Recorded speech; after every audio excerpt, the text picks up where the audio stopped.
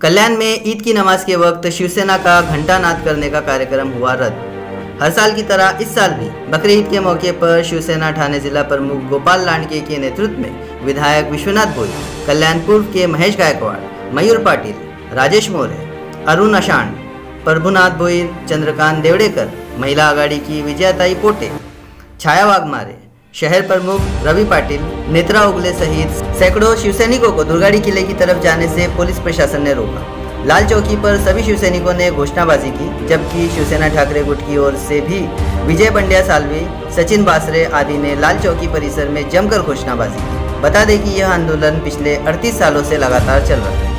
बकरी ईदच्या दिवशी दुर्गाड़ी किल्ल्यावरती प्रवेश बंदी आणि घंटानाद करून दिला जात नाही।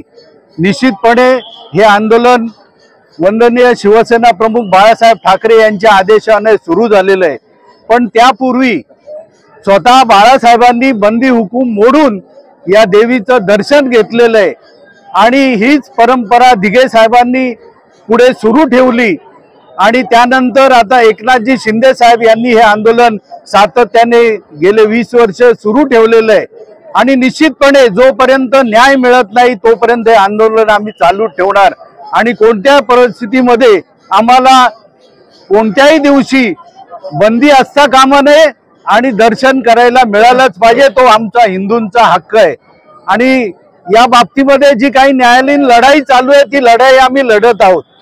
कल्याणच्या कोर्टामध्ये केस आहे, ठाण्याच्या कोर्टामध्ये आहे, हायकोर्टामध्ये केस आहे।